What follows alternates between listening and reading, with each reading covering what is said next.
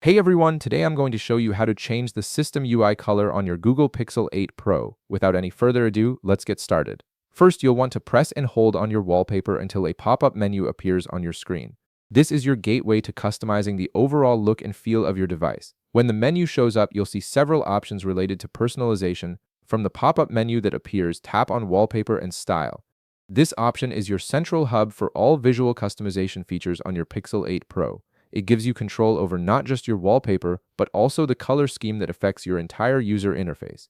Once you're inside the wallpaper and style settings, you'll notice an option labeled Colors. This is exactly what we need to modify the system UI color throughout your device. Go ahead and tap on it to access the color customization options.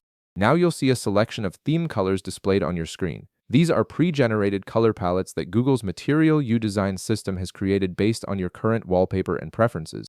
Each of these color options will change your system UI color, affecting everything from your quick settings panel to your app icons and notification shade. The beauty of this feature is that it creates a cohesive, personalized look across your entire device.